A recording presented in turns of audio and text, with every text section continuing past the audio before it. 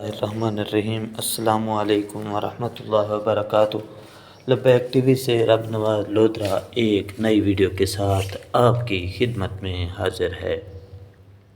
الحمدللہ میں خیریت سے ہوں اور امید کرتا ہوں کہ تمام دوست جہاں بھی ہوں گے بخیر و عافیت ہوں گے۔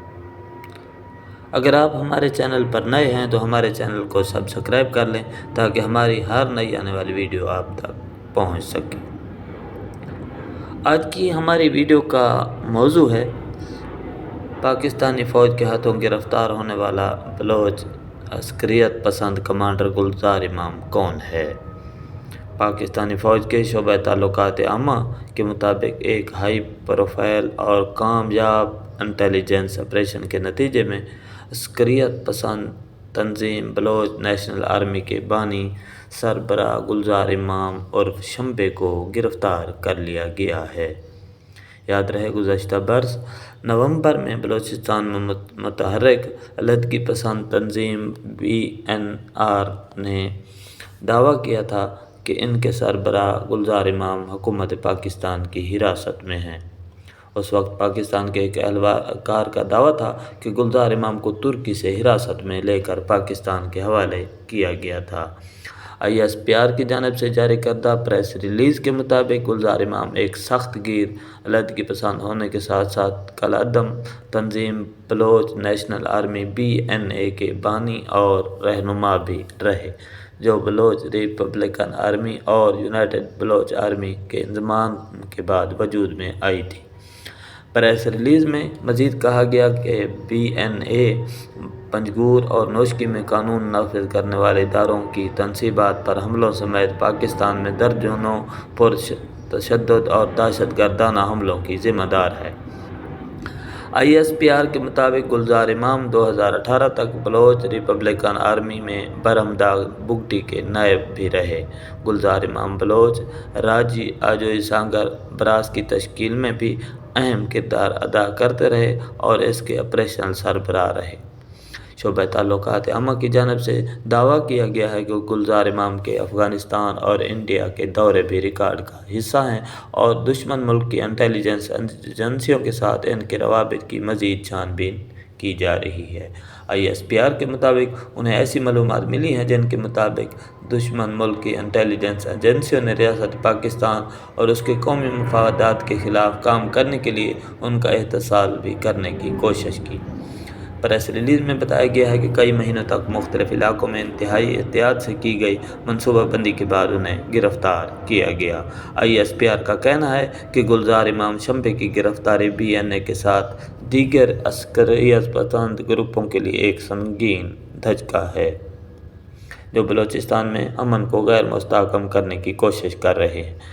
بلوچ نیشنل آرمی نے گلزار امام کی گرفتاری کی اطلاع گزشتہ سال ایک اعلامیہ میں جاری کی تھی، جس میں کہا گیا کہ کچھ عرصہ قبل گلزار امام لاپتہ ہو گئے تھے، جس پر تنظیم نے تحقیقات کی اور مصدقہ شواہد سے معلوم ہوا کہ گلزار امام گمشدگی کے بعد پاکستان کے خفیہ اداروں کی تحویل میں ہیں۔ سوال یہ پیدا ہوتا ہے کہ گلزار امام ہے کون؟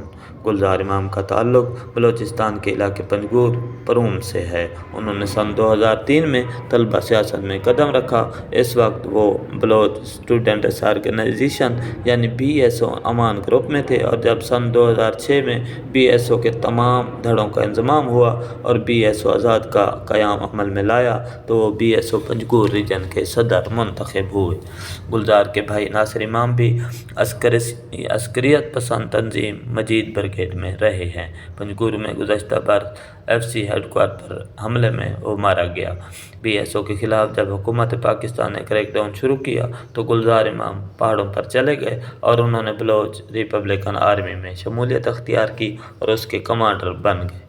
پاکستان کے سرکاری اداروں کا کہنا ہے کہ BRA کے سربراہ برہمداغ بگٹی ہیں اور نواب اکبر بگٹی کی ہلاکت کے بعد یہ عسکریت پسند تنظیم قائم کی گئی تھی۔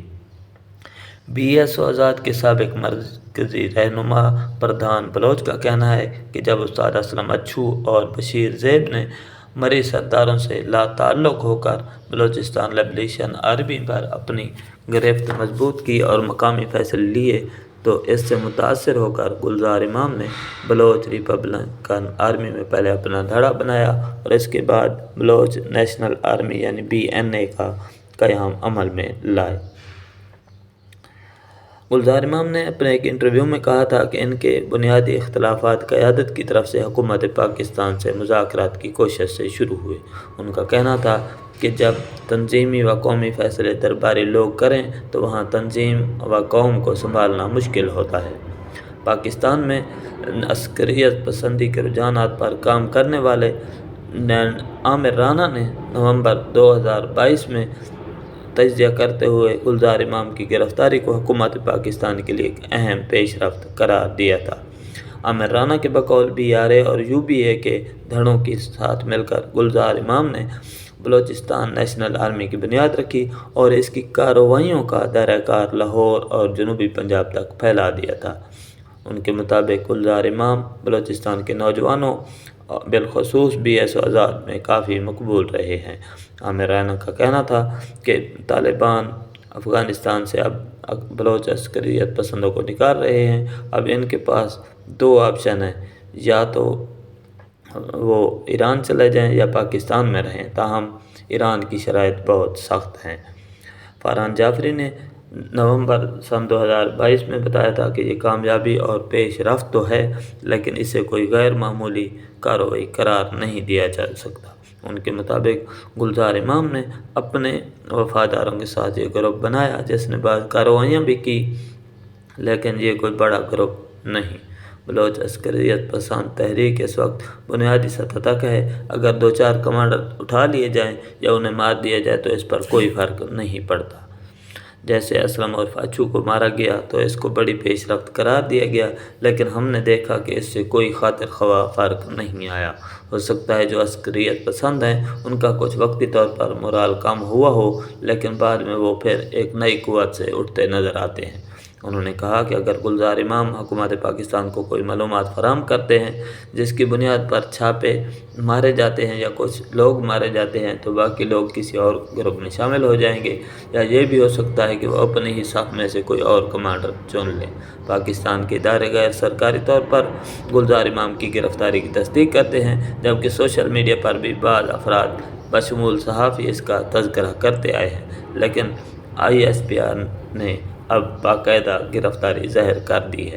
تجزیہ کار عامر رانا کہتے ہیں کہ طریقہ کار کے مطابق پاکستان کے کئی ادارے تحقیقات کرتے ہیں، اس کے بعد ہی ان کو ملزمان کو پولیس کے حوالے کیا جاتا ہے۔